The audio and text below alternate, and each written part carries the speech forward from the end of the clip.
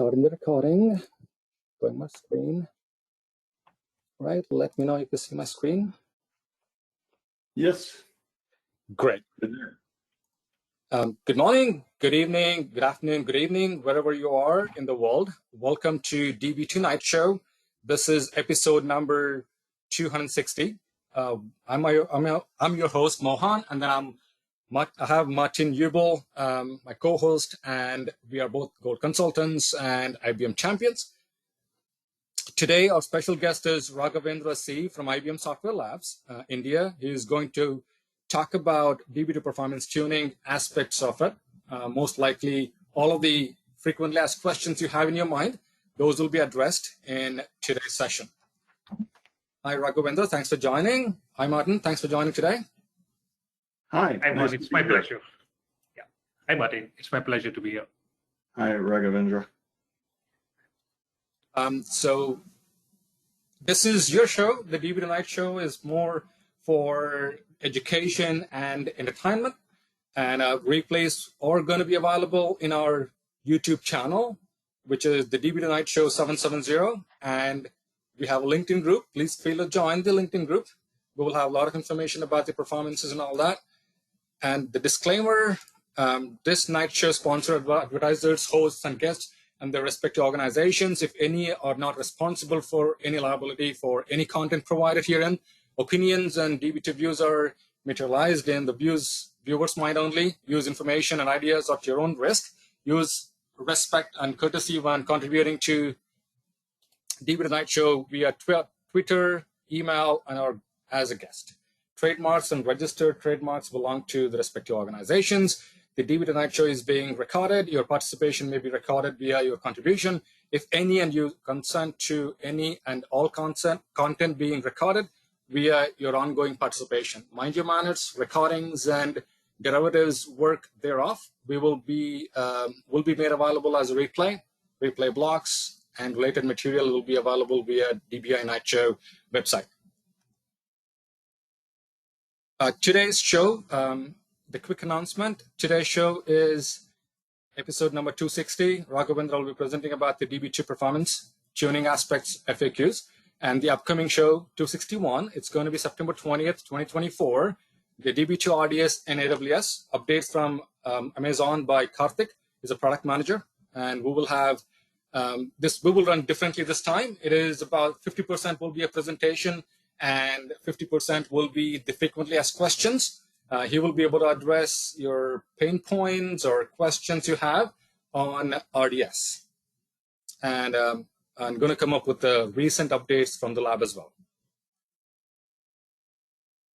So DBI performance webinar for IBM DB2 LEW. So if you want to run DB2 faster, reliably, and then greater efficiency, yeah, this is the product to buy. And it will tune and get your recommendations in less than a couple of clicks. That's about 5, right? With confidence. And this DBI product now supports SQL Server 2 along with DB2. Thanks for sponsors, DBI and Martin Ubel and DBA Automation. Right, so we're going to have polling questions at this point. You will see polling questions coming on your screen. The very first one is about what DB2 LEW version are you currently running?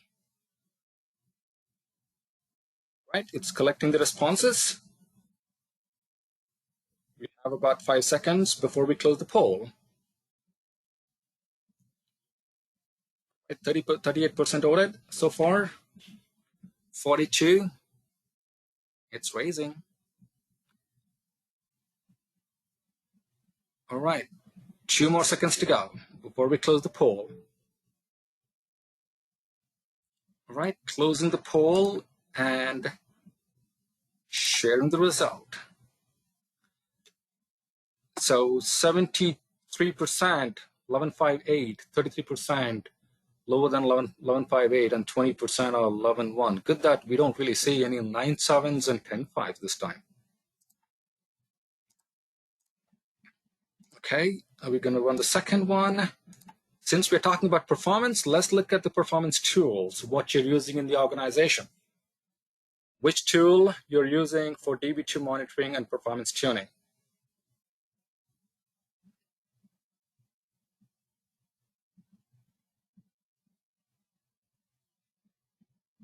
Okay. Right, 5 seconds. We're going to close the poll.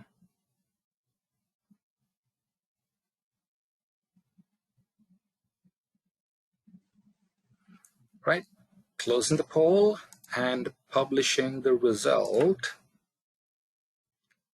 All right, DMC taking the market. I think we'll have to work through for the DBI products. DBI products are really great with lower system resource utilization on your servers and getting more efficiency for you to run the DB2 engine. Please contact our sales support for more information about the product and get the demo. Okay. What are your DB2 environment challenges? What do you see as a problem at this time, as a pain point? Performance. Everybody says performance. Data growth.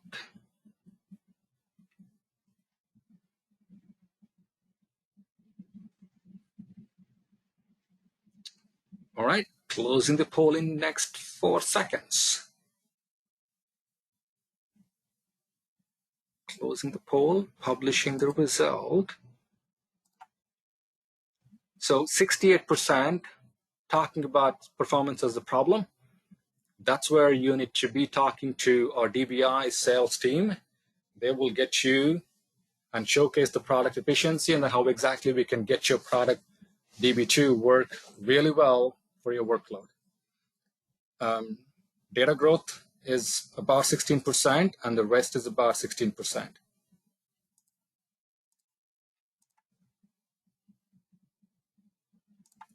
Are you currently using DB2 workload management feature, WLM?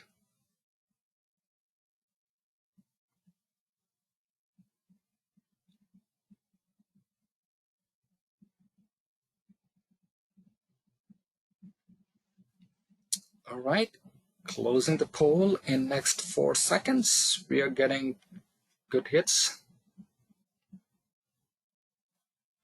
All right, closing the poll and publishing the result.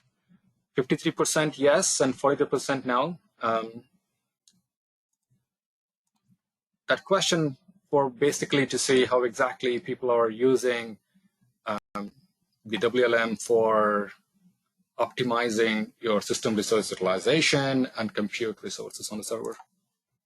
Right. Are you interested in learning more about AI Optimizer in DB2? This is to understand what we should be doing in the future presentations or webinars.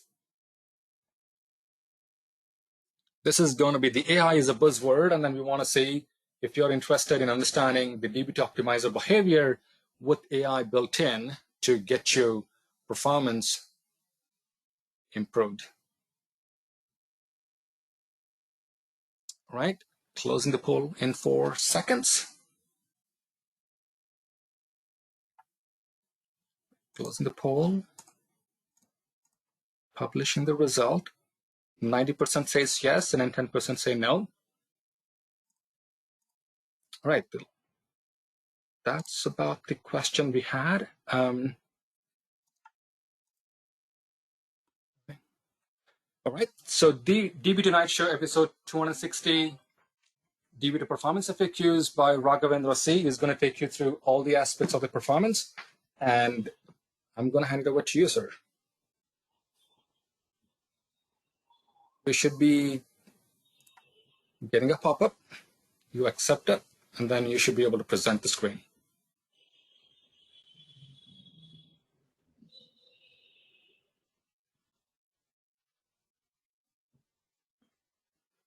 Raghavendra? Yeah. Did you see the pop-up coming over to you? Yeah, it's coming. It's asking for some password, Mohan. I'm just typing that. Password. So privacy security is asking a password to allow this. So I'll type my this system password. Sure.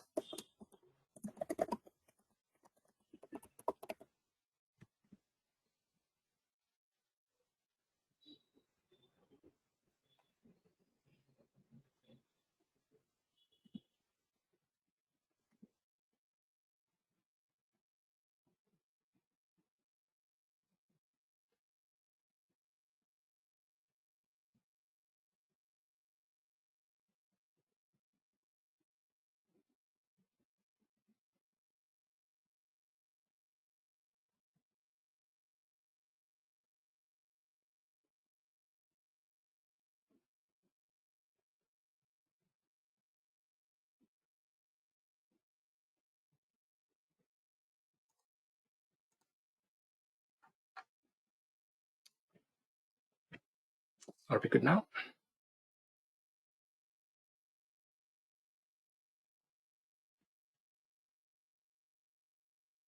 If you have challenges, I can present the slide deck and then you can walk through it.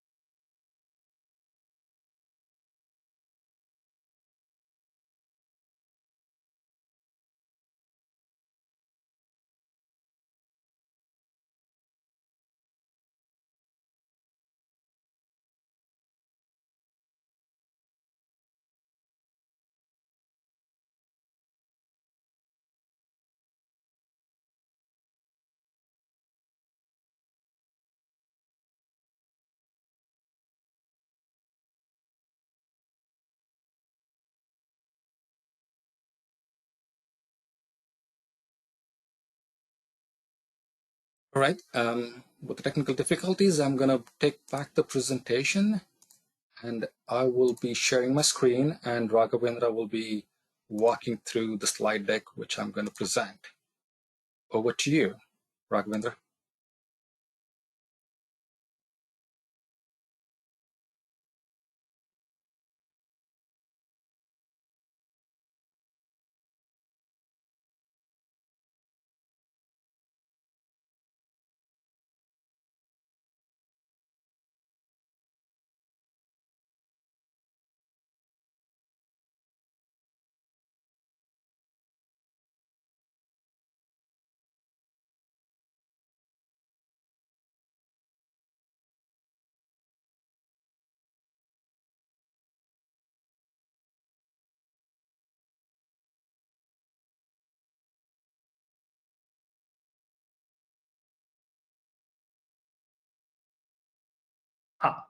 Yes, sir.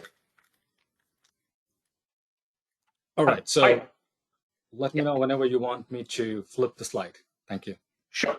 I'll do that. Yeah. Thanks all. Hi all. Hi Martin. Hi Mohan. This is I feel one of the wonderful opportunity I got this on this level of platform to present on a little bit whatever the knowledge I have on the DB2 performance. So this is a list of some critical performance FAQs that I have prepared whenever I gone through a lot of performance issues in the database while working. So I'll just want to brief some of the things what I learned in my career and also a little bit from the exports of the Toronto labs too.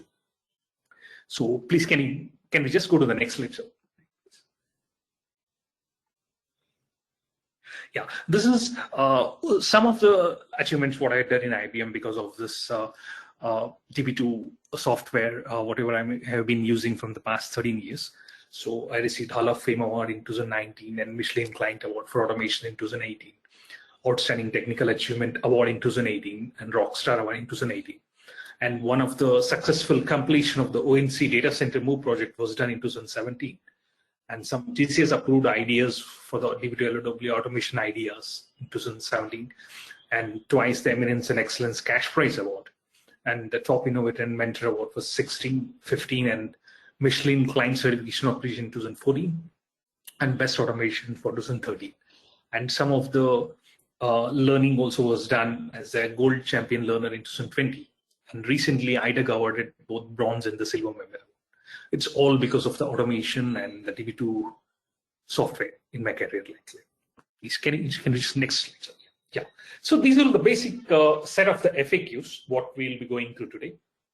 So if we just want to scroll down in quickly. So why run stats is useful, everything, and up to 20. So we'll go deep one by one. Yeah.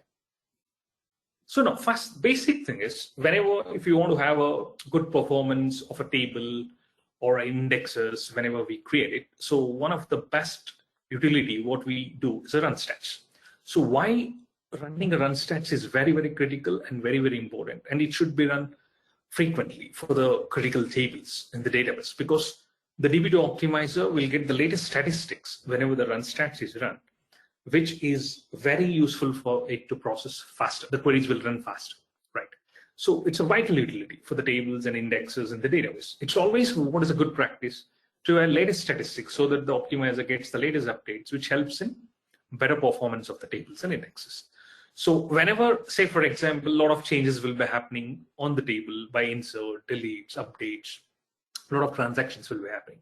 So definitely the statistics gets changed, and we want to have a latest statistics. That's why we need a run stats. And the cycle normally what we follow is db clean, run stats, and go with a reorg check and check what all the candidates are there for the reorg, perform a reorg on the tables, again run stats, then a rebind. So this keeps fit the database and the tables and indexes so that the optimizer is a very good position to get the latest statistics and process the things faster, the critical queries or the transactions. Can we go to the next slide, sir, please? See, now we have two scenarios here. Okay, just to a little bit dive deeper here, what the run stats impact will be. So one scenario is, for example, say, you run a reorg utility is run for the table T1. And say you have not run a run stats. Run stats is not run, and the statistics are not updated. Then even with the rebind, the optimizer may continue to use the old access plan, which is not a good sign, right? Because so whenever you run a reorg for a critical transaction table, definitely, the transaction gaps will be closed and it'll be arranged in a sequential order. But after that, it's a very good practice to run a run stats because that adds up for the effort what we have done with the reorg so that the statistics are updated up to date. So which will help DB2 optimizer, right? So that's the reason whenever reorg is performed, if run stats is not run, then the it's like the pain what we took for the reorg for the table that will not get reflected. So hence we should run a run stats. This is a scenario where we are not running a run stats. So it's not good justification for the optimizer. So then how about static SQL? Yes, static SQL requires a rebind to possibly get a new access point, but dynamic SQL can take advantage of the new stats immediately. So the reorg may not give full benefit unless run stats is run. So the cycle what we saw in the last slide, so that cycle is the best cycle to follow always. Like next, and there are two primary ways in which reorg can help performance. Even without doing run stats and rebinding, if the reorg improves clustering by the clustering index, performance can improve. If there are many overflow rows, the reorg will clean up them and this will improve the performance. That's the nature of reorg. So now, what the result of this, what the lesson we're learning from this, whenever you run reorg for a specific table, critical table, please make sure a habit of even running a run stats after that, then followed by a rebind. Can we go to next slide, sir? Yeah. So then, scenario 2, what is the scenario 2? Yeah, again, reorg utility is run for the table T1 and run stats also here. Then with the rebind, the statistics will be updated in the catalog tables also, and the DB2 optimizer will possibly get an updated access plan. This is a best approach, right? So it's like always follow this scenario. This only will be the case if a new access plan is chosen. If the old access path was good, the reorg and run stats may not change the access plan, and therefore the rebind will have no effect on the performance. So now, what is the result of this approach? Queries performance have the best chance to improve, and the execution time will improve fast. So now, we're talking about this run stats. Now, how do you check? Right. So how do you check whether the run stats has been run on the table? Yes. DB2 provides a wonderful field called stats time. So where it will be located? It will be in the catalog table, syscat.tables. So if you want to check whether a latest statistics run stats is happening for the specific table, then please use this query. That is, select stats time from syscat.tables, where tab name is equal to whatever the table name you're referring to. You can just give that. So if it is, say, for example, 10 days back, the run stats has been run on the table. So it should display the time of the 10 days back. Or today is run, the run stats. It should display the date, the time of the today. So that's the best practice. Yeah. See, for example, it'll display this. Say tab name and what all the stats time. Next. And the next question, what we are going here is why we should never feed table scans to the DB2 optimizer. In a sense, the meaning of this question is try to eliminate as much as table scans if possible, because the DB2 optimizer doesn't have that pain of going complete table scan for any of the operations. So indexes are the savior here. So now, table scans are the prime factor for the poor performance in the larger tables with huge volume of the data. Always a good practice is to go with the good methods where table scans can be avoided, and the DB2 optimizer will not feel the overhead. So what factors? Now, what factors can cause this table scan, right? So the tables are hugely fragmented and no data maintenance approach is done periodically with reorg and run stats and rebind. So whenever you feel the tables, what you're using in the database is hugely fragmented, please make sure you do periodically reorg and the run stats and the rebind. And the next thing what will cause is the catalog statistics say the table is small and there are no statistics available for the table. And the table could be small and the DB2 decides to go with the table scan instead of using the indexes. And next option is, say if a query is using columns in a where clause and proper indexes are not created for those fields. So these are all the very simple basic things you can manage while querying or creating a proper indexes for the required fields. It may be a composite index, it may be whatever the index on a single field, but make sure proper indexes are created to avoid the table scan. And again, here, one more caution point to be noted here is too much of indexes is also bad. So you have to properly, justifiably create the required indexes for the table so that you can avoid the table scan.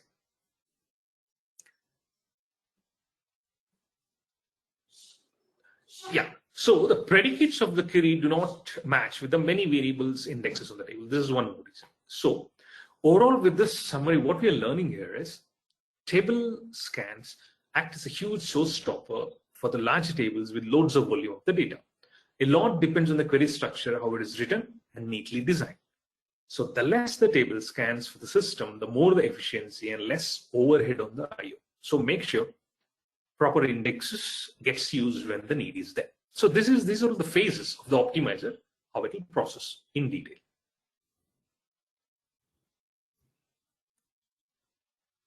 So this is one more critical question, what we had asked for when the DB2 performance is thing what we look for. So now, compilation of the sequence and the execution of the sequence. These are all two different things, how the DB2 operates. So compilation is the one where compilation level will happen for the queries. Execution is the one where the execution will take place after the compilation. To deal with, monreport.db summary gives us specific fields to address this: total compilation time and total section processing time. Okay, so now we are concentrating in this question only on the compilation time. So if the system is behaving slow and also you found out wait time is not an issue, then it's good to move the direction of the processing time of the system. One of the key factors to check, are we spending too much time in compiling the sequence? How do you check that? Yes. Now you got to know that, yeah, one of the showstopper, what is happening for my performance is compilation of the sequence is an issue. So how do you check that?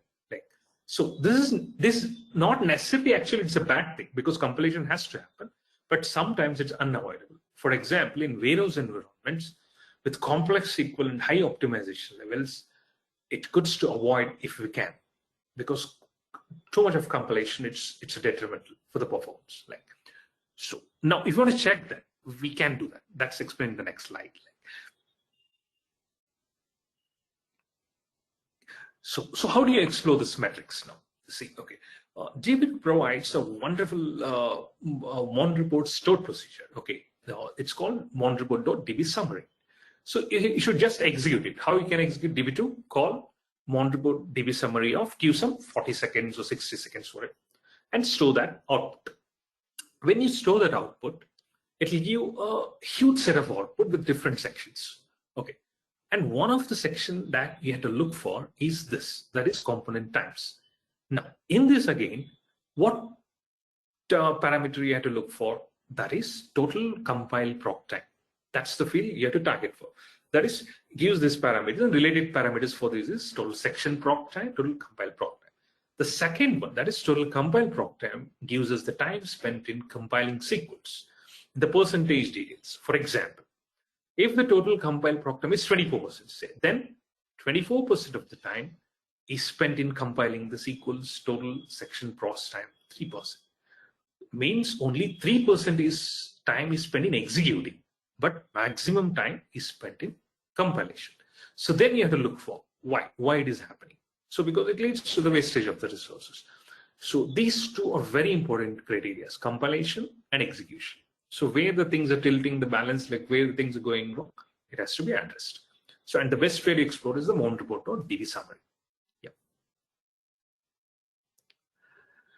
Now the next question is, now we should not have IO intensive queries. What is IO intensive queries? In the sense, what this question says is, whenever you're executing the queries, make sure you use the buffer pools to the fullest extent. That's what the buffer pool will save us. So if you're not doing that, so if you're not going for the buffer pools to things to operate for the processing, then it has no other way, it has to go to the disk. So when this is happening, then the more IO, it leads to more IO.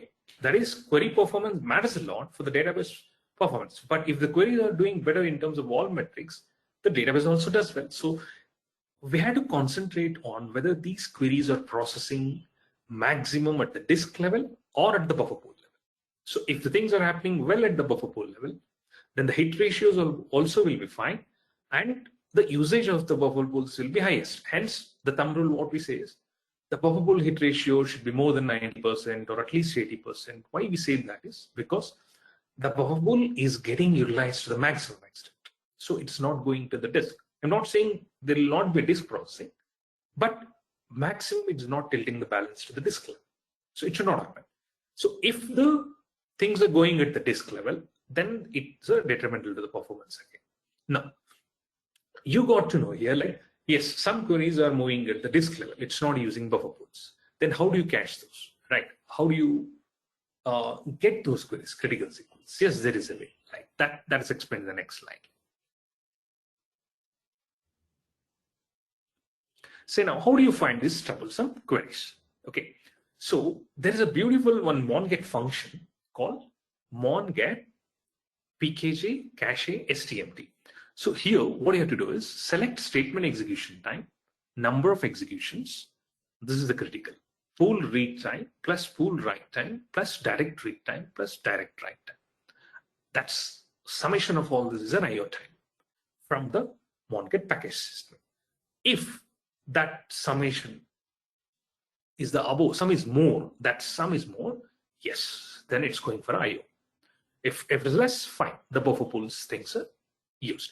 Again, if you want to go a deeper at all this pool read time, pool write time, direct read time, direct write time, it's a completely different ballgame there, where a lot of things are involved at the prefetching stuff. But just as a thumb rule, make sure like the summation of this pool read time plus pool write time plus direct read time plus direct write time is less, not more. If it is more, then the queries are going for the IO, not for the buffer pool. So the common reason why it will happen, why it can happen, right? Why the IO is happening? Because these processing of the queries may not find the pages in the buffer pool. It may be unavailable. A lot of dirty pages may be there. Cleaning stuff is not happening proper at the buffer pool level. Then things may go wrong. So page cleaning mechanism has to work correct. Also indexes proper usage, whether it's needed. It's a good practice. So proper configuration of the buffer pools and setting is related configurations will avoid this issue to maximum extent. But if the page cleaning is working fine, if the dirty pages are handled well, and the buffer pool hit ratio is well above 80 to 90%, you'll never land up with this issue. But if here the things are going wrong, then you may land up into this area. Okay, this is how the architecture looks like, DB2, right? See, buffer pools and the disk level. So if the buffer pools is well, fine enough, you'll not go to the disk level below. But if the buffer pool has a more dirty pages, you'll end up transacting at the disk level.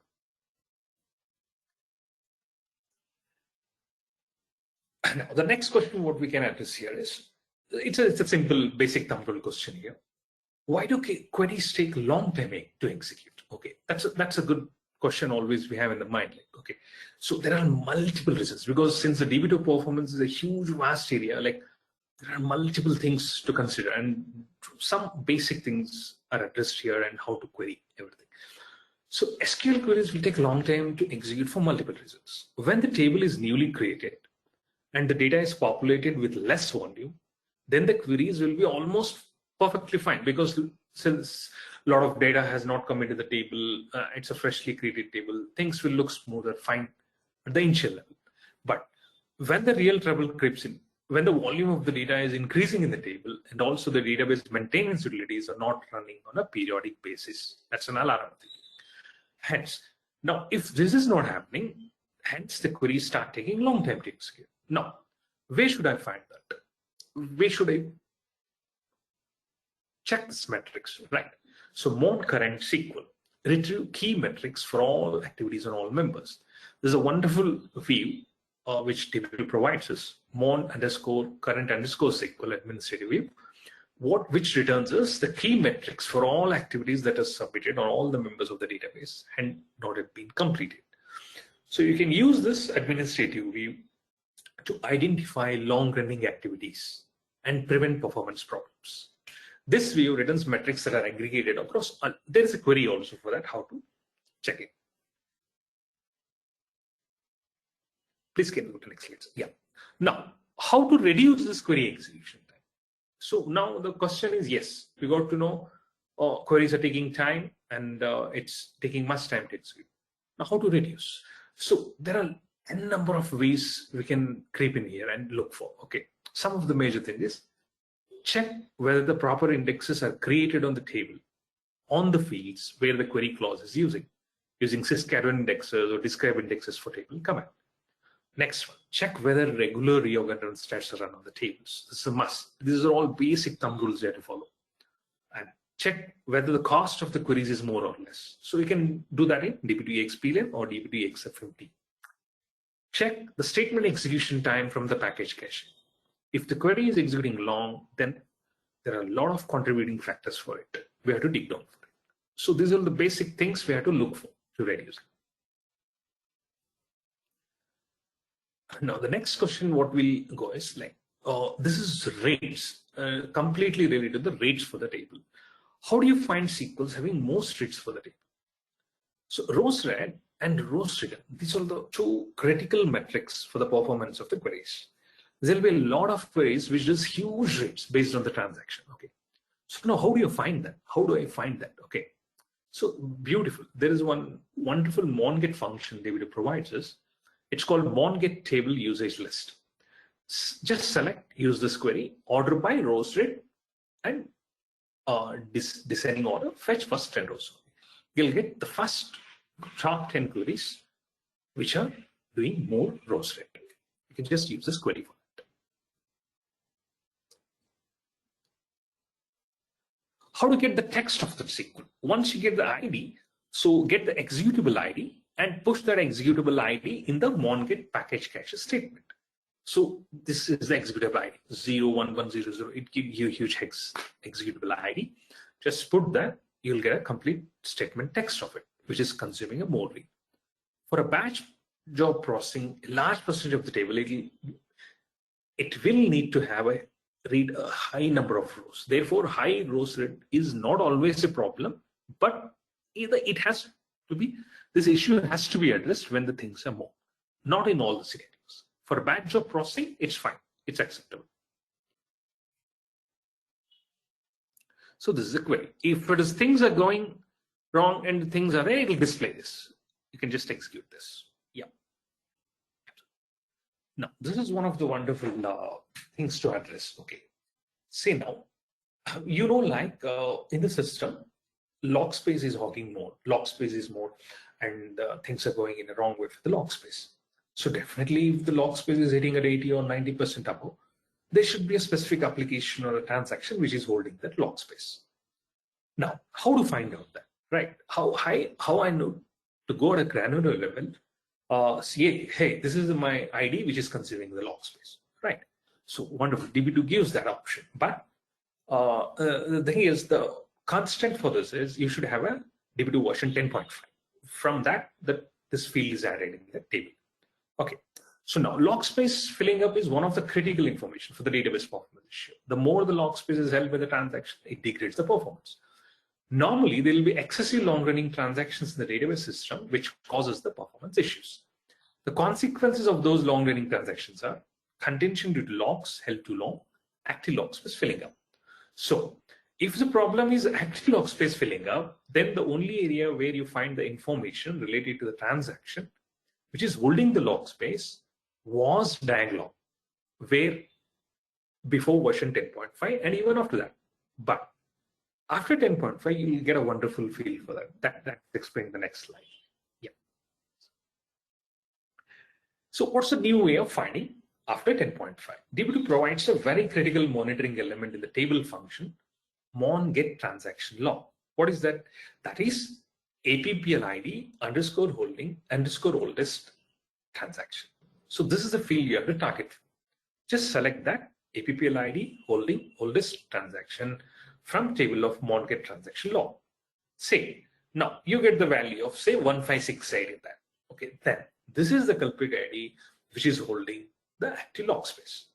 Once it is identified, then the option can be given whether to force off the application ID or not. Based on the choice, the task can be executed. But you will get the specific ID which is holding the active log space. This makes our job very easy. Else going to the diaglog, checking it, again things trapping the information based on some message. Sort of directly you can query with the mon get transaction log table function.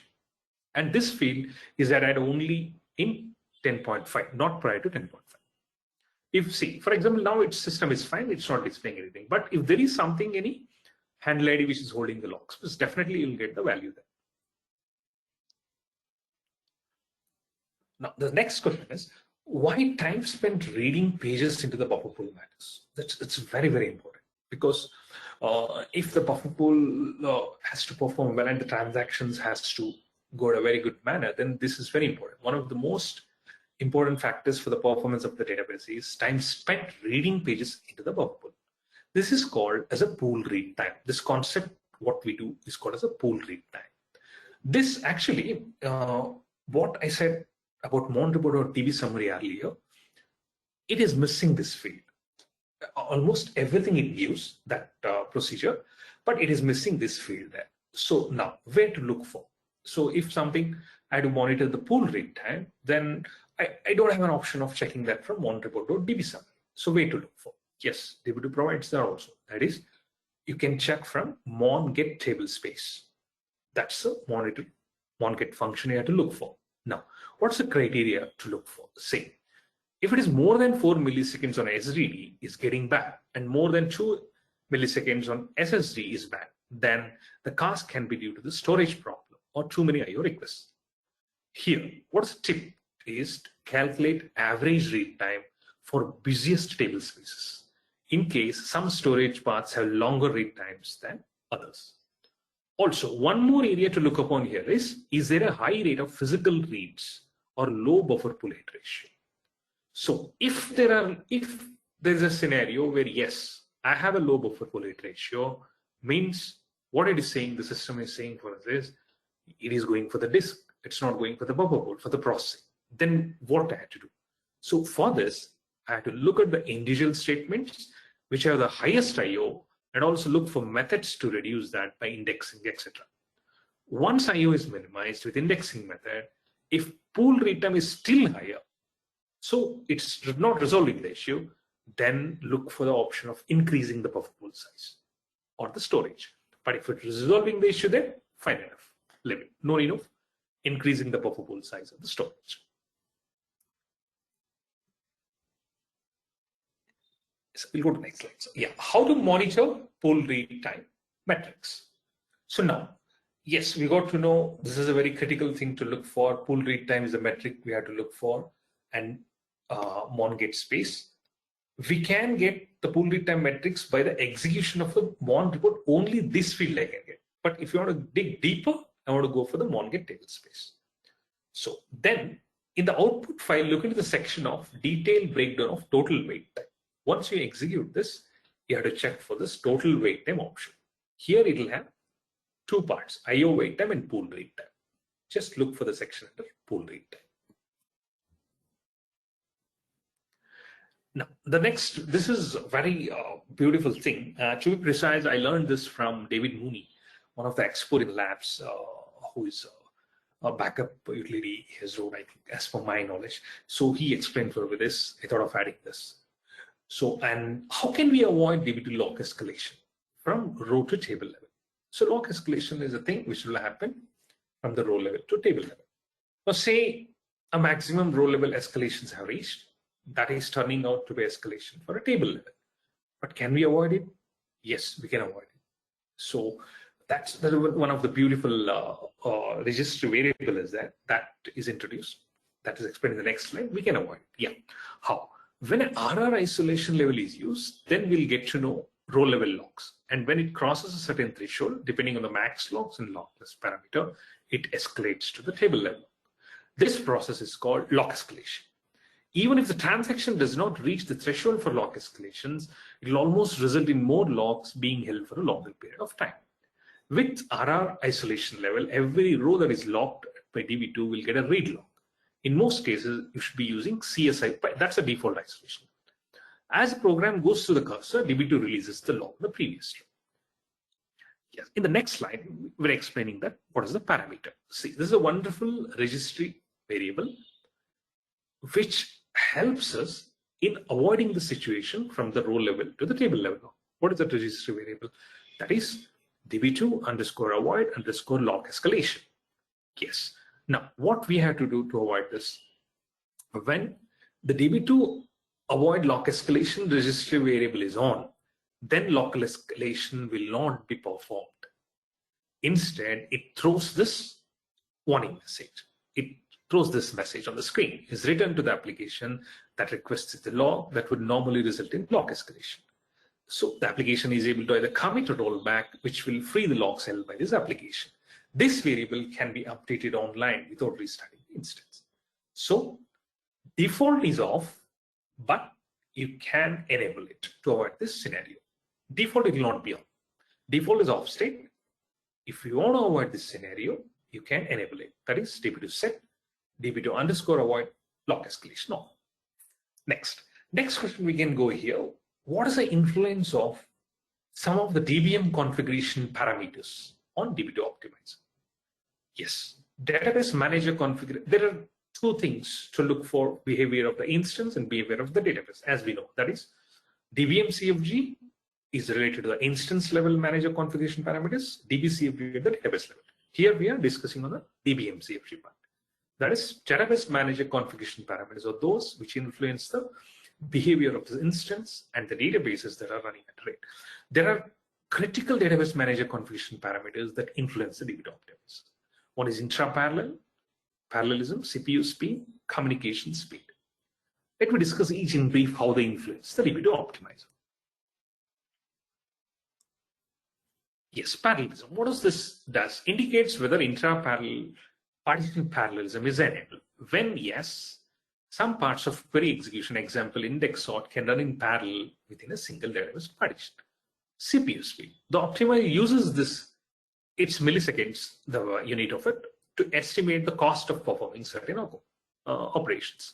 What is the recommendation for it? Do not adjust this parameter unless you are modeling a production environment on a test system or accessing the impact of a hardware change.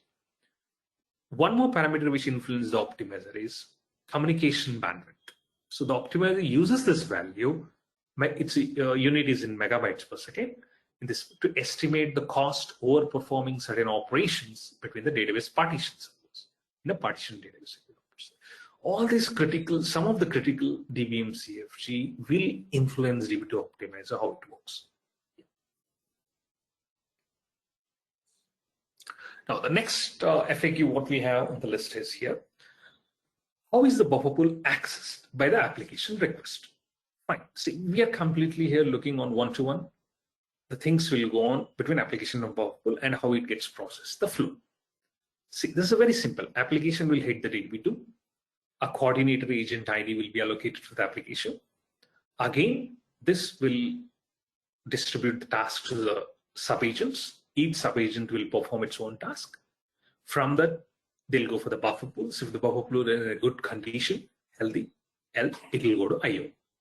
Now, for the better performance of the applications, it's always a good sign to use the buffer pools instead of disk for the processing, so that it will be quicker as the pages are used in the buffer pool than the disk. Now, when the application accessing the buffer pools, then what exactly happens internally at the DB2 architecture level, right? See, this is the flow. It'll happen. The application opens a connection to process a statement that is initially handled by the coordinator agent. That coordinator agent ID will subdivide the tasks across the multiple agents, and each sub-agent will do their task. There will only be sub-agents if intra-parallel is on and max query degree is greater than 1 and DFT degree is greater than 1. Then, third step, what we'll do is, depending on the application request, we may or may not execute logical I/O to check the buffer pools for pages. If the pages are found in the buffer pool for processing of the request by the application, then logical I/O is executed, which will happen in the buffer pool itself. If the pages are not found in the buffer pool for processing, then the application will process physical I/O, which will fetch the pages from the disk level to process. It then resides in the buffer pool until it is later victimized to make room for another page. So if the transaction is happening from an application to the buffer pool, then it's a logical I/O. But if things are moving to the disk level, then it's a physical I/O. This is the flow. It will happen when an application hits the DB2 for the buffer pool usage performance for the usage.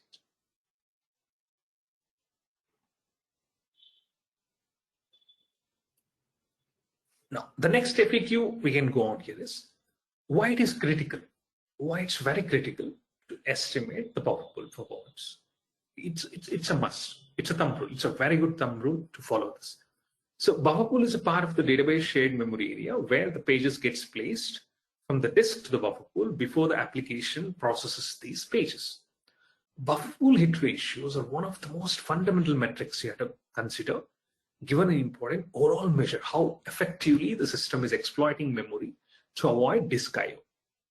Hit ratios of 80 to 85% or better for data and 90 to 95% or better for indexes are generally considered good for an OLTP environment. And of course, these ratios can be calculated for individual buffer pools using data from the buffer pool snapshot. So make sure always the hit ratios are in this range for the data hit ratio and for the index hit ratio. And this is how it looks, a snippet of a DB2 architecture, how it looks, the buffer pool is here. That's shown in this diagram. So this is how you calculate the data pages. This is the formula for it. That is pool data logical buffer pool pages found minus pool asynchronous data logical buffer pool pages found divided by pool data L reads plus pool temp data L reads into 100.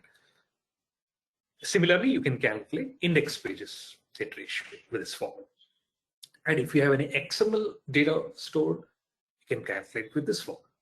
Now, if the buffer pool is healthy and getting utilized well, then there is less need of I/O. That's a good sign. Means hitting the disk to get the data is reduced, which is very good sign for the performance of the applications. On the other face of the coin, if the buffer pool is not healthy and the hit ratios are poor, then the application will process from the disks, which determines the performance as it uses disks instead of memory, which is not a good sign for the database performance. So with these hit ratios, you'll be in a better position to judge whether it's going for a buffer pool or for the disk. So it's very critical to estimate the buffer pool importance.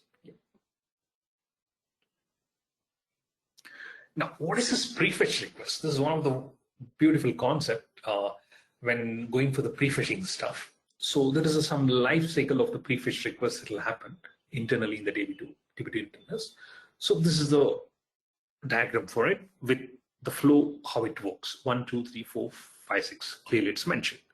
So agent will go to the prefetch queues, then will go to the prefetcher, then will go to the buffer pool, then will go to the database head, then will go to the free lists again, then again agent will go to the buffer pool. This is the flow, how it works, the life and times of a prefetch request. That's explained in the next slide. So how the flow happens, right? Agent locates an available prefetch request from a free list. Once agent populates the prefetch request with info about what pages to prefetch and places it on a prefetch queue, prefetcher retrieves the populated prefetch request from a prefetch queue.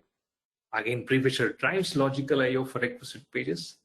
Physical I/O takes place for any pages that are not already in the buffer pool. That is, it's going to the disk. Then prefetcher resets the prefetch request and places it back on the free list. Agent executes logical I/O for the prefetch pages. This is the cycle, how the prefetch works like. Now, this is the part where this FAQ will divert our direction to the DB2 scale. So it's a huge concept, but this question was taken just to remind ourselves like why it's here also again the bufferable concept is involved in the Pew scale, but the terminology given here is GBP, group buffer pools, because of the members what we have in the Pew scale architecture. So here also it's very important to investigate the current group buffer pool size, whether it's enough or not, because that matters for the Pew scale performance. Pew scale is completely deep topic. I'm not going into that, but just concentrating on how to investigate the current buffer pool size on the Pew scale stuff. Yeah.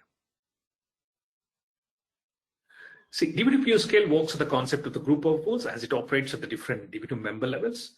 At times, the size of the group buffer pool size used reaches full, and it is not sufficient for the operation of the transactions. Now, how do you find out that? So how do you investigate this? Yes, in the group buffer pool does not have sufficient space when attempting to register a page or write a page to the GBP full error occurs. Okay, then you have to check how many group buffer pool full has happened with this query. Wonderful monget function is there again, which DB2 provides, that is monget group buffer pool. So 24, yes, it's giving some number here. Yes, it's a group buffer pools are getting filled. You can investigate with this query easily. So here 24 times the group buffer pool is full and has given error. If the value of num GBP full increases by more than 1 per minute, then the current size of the GBP likely does not meet your needs. In this case, increase the size of the GBP. There is one configuration parameters, update DBCFG using cluster facility GBP size to more. So this is just a simple question to address. Yes, performance of DB2 scale may go in a way if the group buffer pool is hitting full. So just how to investigate that, since it's related to performance aspect, hence this question that's taken here. Now, the next critical FAQ, what we can look here is dirty pages concept. This is very important. See, if the pages are used from the buffer pools with a lot of transactions, and if those are not cleaned on a periodic basis, it's not a good sign. So it leads to the dirty pages. Now, all these red things, whatever are marked here, imagine they're the dirty pages.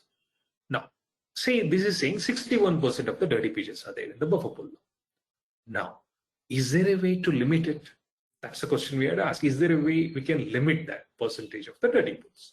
Yes, it can be done. Yeah.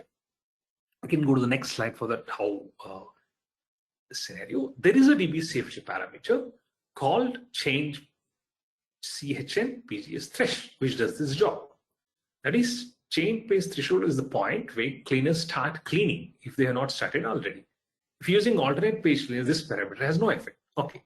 Once the cleaners are started, softmax, or this is softmax we depreciated now, and this is the new one where we'll use, that is page age target MCR new way, or the way you control the page cleaners to make sure you have enough clean pages to not dirty state.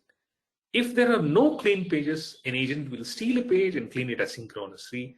It will not wait for cleaner to clean a page. So this is a DBCFG parameter to look for. Page cleaners are triggered if the, say for example, you are set for some value of this. What it means, the default value of this is 60. The lower value is the more aggressive page cleaning. The higher the value is, the delayed page cleaning.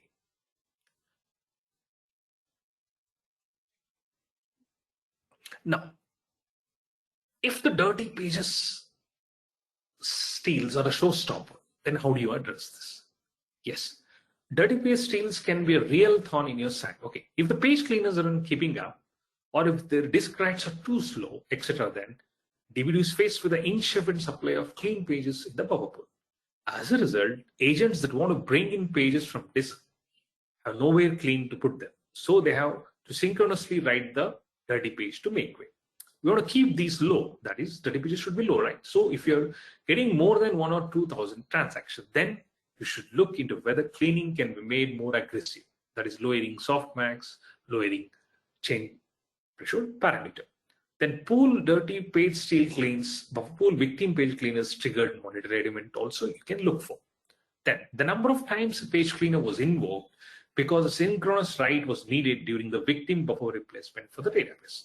And you can look for monget buffer pool, alternate page cleaning concept, you can use it, which does the job internally. And when it is on, so a lot of things you can look for if the dirty page steal is a scenario which is detrimental for the performance. These are all scenarios we can look for.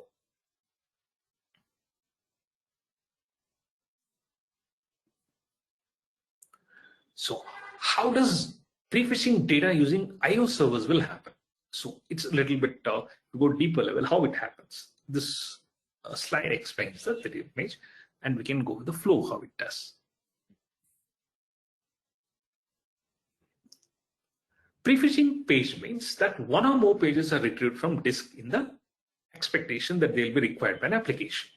Prefetching index and data pages into the buffer pool can help to improve performance by reducing IO wait times. In addition, parallel IO enhances prefetching efficiency. IO servers are used to prefetch data into a buffer pool. There are parameters too. I think almost everybody would use that. That is num IO servers, num IO cleaners. All these things will come into picture for this prefetching mechanism to work. So what happens? The user application passes the request to the database agent that has been assigned to the user.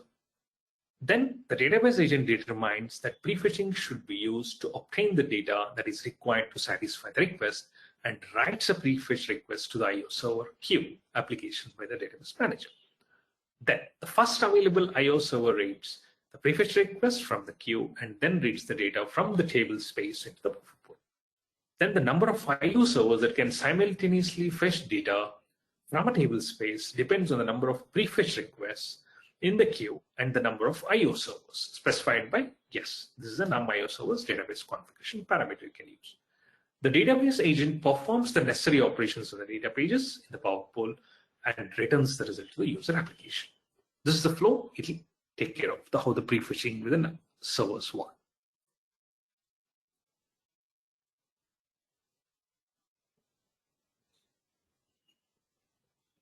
Yeah, this is again a little bit deeper concept of this dirty steal. How we can manage? There are some more ways. So how we can avoid? So that's explained in the next slide.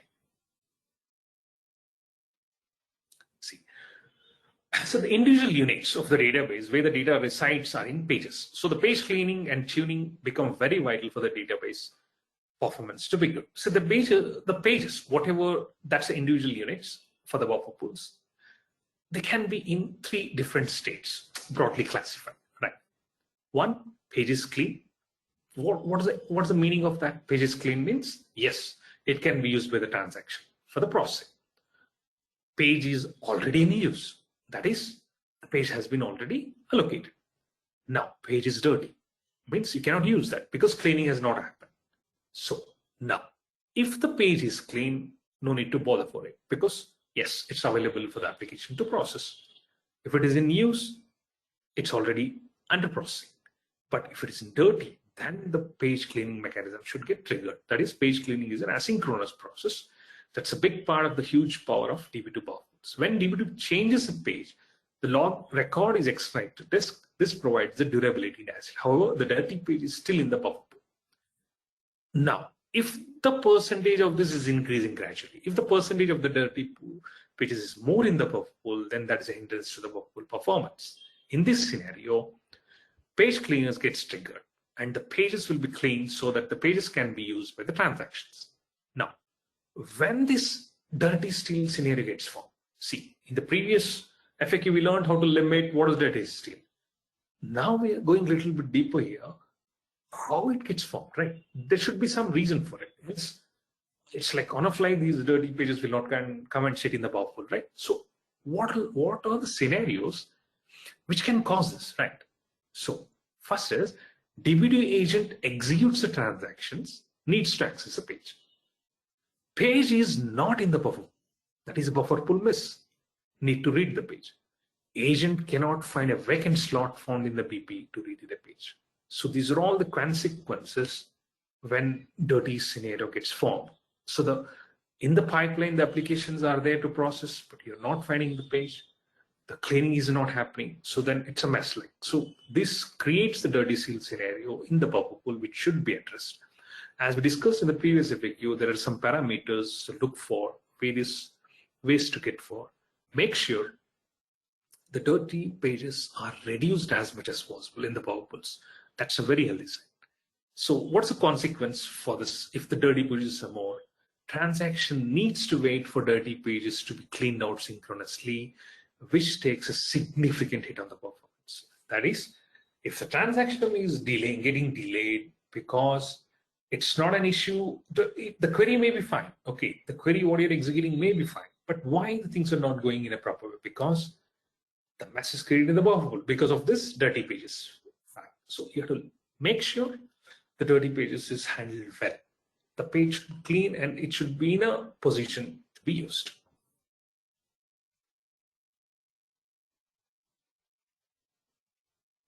Now, this is a very basic question we can ask for this FAQ. What is this? See, yes, whenever there is a performance hindrance in the system, basically the mindset what we go for is why the query is performing slow, whether proper index is created or not, whether the query structure is fine or not, or whether it's a complex structure, or whether the query has come from the vendor tool, or is this query executing proper, or is it designed proper? All these things we look for the individual query level. Lot of metrics we can look for. But if we have a thought a little bit higher level to look for, that is at a routine level. What is routine? Okay, the basic concept of a routine is it may be a stored procedure, function. So that's a thing written at the DB2 side to perform a specific task which gets compiled at the database level, not at the application level. Now, see, I have a particular routine. See, imagine I have a particular routine now in the system where around 300 SQLs or 400 SQLs are written inside it for the business logic. So all these queries has to get executed. Now, the concept is suddenly the execution time of the routine is going slow. For example, say, when the routine freshly was created and the data were less in the tables, imagine the routine is executing for 6 seconds or 10 seconds or 1 minute, for example. Now, the routine has suddenly drastically, the execution time of the routines had increased to 10 minutes or 15 minutes. So that's a detrimental. So the customer will face some issues and slowness will be there in the system. Then how do you address this, right? So now the point here, the logic, little bit logic what I used here to address this is check the stored procedure details. Where you can get that. Again, DB2 provides a wonderful onGet routine function, table function. Now, analyze what are all the critical queries that are involved inside the routine that are executed. So what are the critical queries in the sense? See, as I said, 300 or 400 SQLs are there inside a routine. Not all the queries may be a problem causing or the troublemakers. There may be around, say, 50. So analyze those SQLs. So how do you analyze that? Yes, that's a golden question, right? But the golden question here is if we have huge TMLs operating inside the routine, then it will be a time consuming for the access plans to generate for each individual statements, right?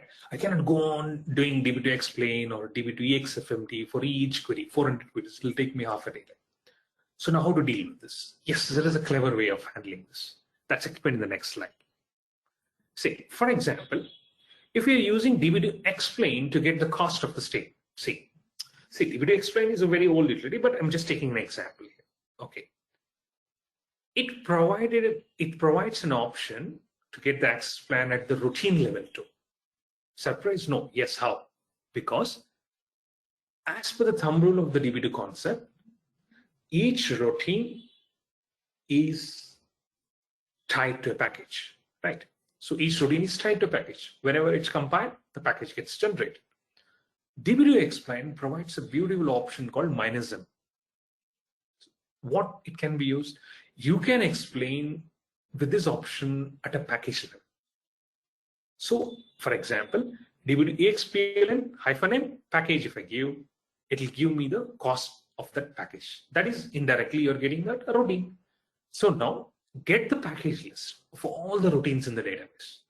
You can write a query for that, simple, and store in a file with the package name and the routine name. Then write a small script in the loop condition, use the DB2 explain -m option to get the access plan for the routine level. So in a loop, it will be executing for each package of a routine. We can store all these access plans generated for each routine in a particular path. So our shell script saves a huge time here. Instead of individually checking the cost at the individual query level, you can use a small script, operate it in a loop, get the package names related to each routines, then execute it. It will store the access plan. The advantage of the above procedure is a lot of time gets saved when we get access plan at the routine level than individual SQL level. Then what to do after this, right? Once you get the access plans at the routine level, you can check in that what are the critical SQLs to look for, and then try to address the issue. Now, the next question, FAQ, what we can go here is how to prevent data corruption in buffer pool by invalid memory access. Sometimes suddenly some invalid memory access scenarios may happen for the buffer pool, and it may lead to corruption, data corruption. So it's one of the very important thing buffer pool is we should avoid this scenario. So now DB2 provides a wonderful registry variable also to handle this.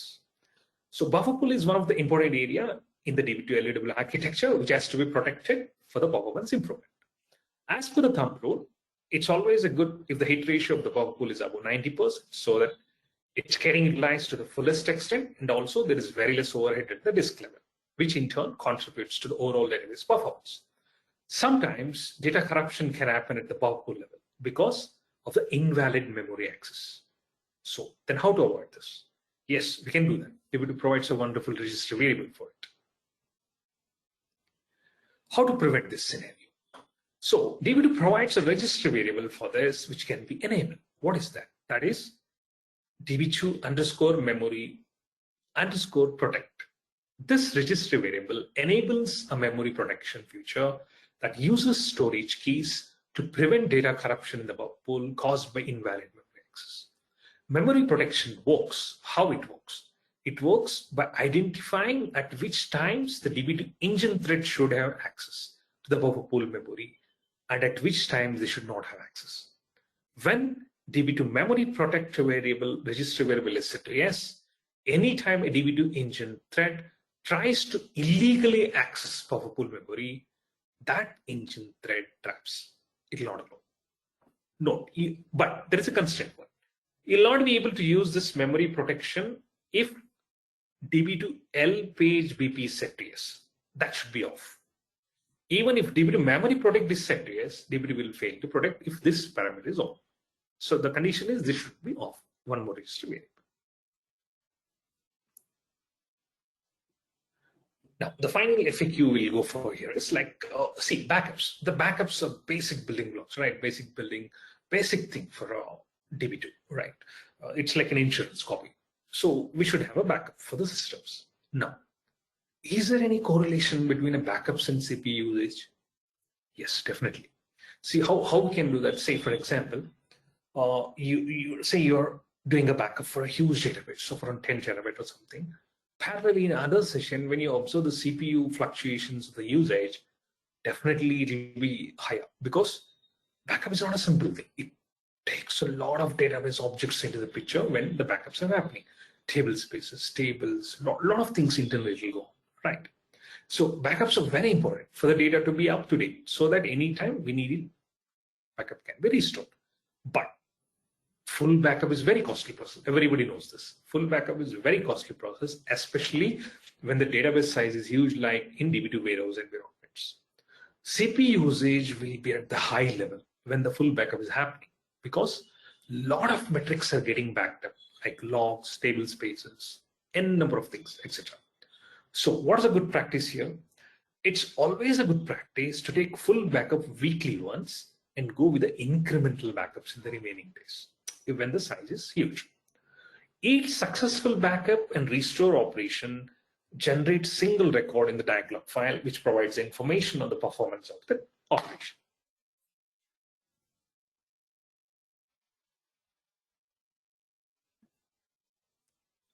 Now, the log record is informational and is written at the DAG level 3 as well as DAG level 4 setting.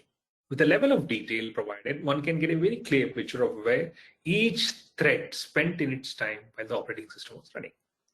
Also, when the backup is used in compression mode, then also CPU gets utilized a lot, because we may feel, yes, space gets saved with the compression option, but it has a detrimental effect on the CPU part.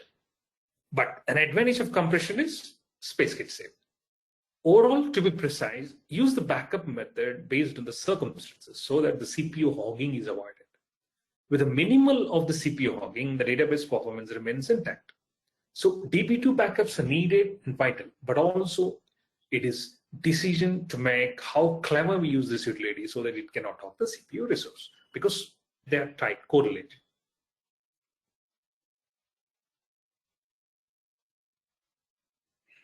Thank you. Any questions, please? Yeah. Thanks, Mohan. Thanks, Martin, for this wonderful opportunity. Oh, this was an amazing presentation. Thank you. Thanks, Raghu. Let's see if we have any questions from audience. Please feel free to post your questions in the chat box or the questions. We can no questions here. All right, thank you. So I'm gonna take this presentation back on. Go back to our normal presentation deck.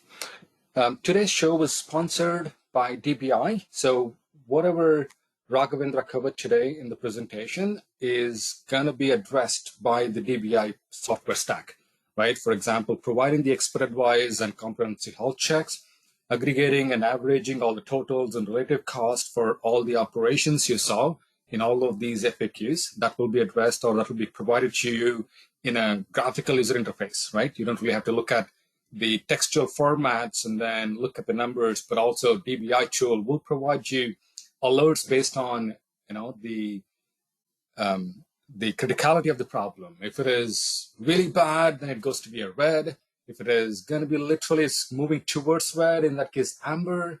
And if it is normal, it will show you in a normal text. So those indicators will be provided to you at a glance, and then you can easily find what the problem is in a couple of clicks. That's what DBI software is all about: delivering the results and providing you, the software which needs you to monitor the database for better performance. With the newer stack of the product, we have everything listed with a thin client. You don't really have to install any product on your machine. You can basically connect to the web server and then get all the details, what is shown up here. Whatever Raghavendra talked about, you will see every single element in this widget. And then that will give you with the graphical representation, as I said before. So that is going to be easier for you to catch any problem pretty quickly before that escalates as a problem in your organization. All right, so thanks for DBI, and then DBI tools. If you need to know more about the DBI tools, please let us know. We can arrange a demo and then talk to you with the team, right? And we're going to be having one last poll before we close.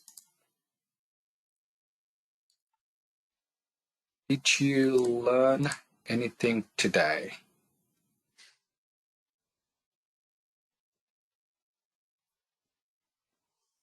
Right. That's looking good. So we will close the poll in 10 seconds.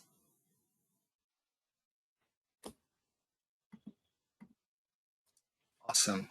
We have about 90% of them voted, and it is 100%. Great job. Thanks everybody for joining. Any closing note from Raghavendra and Martin? All set. Great job. Thanks, Martin. Thanks, Raghu, and have a good day, everybody. Take care. Yeah. Thanks, Martin. Thanks, Martin. Thanks. Closing Prefetch. Thanks everybody for joining. Have a happy weekend.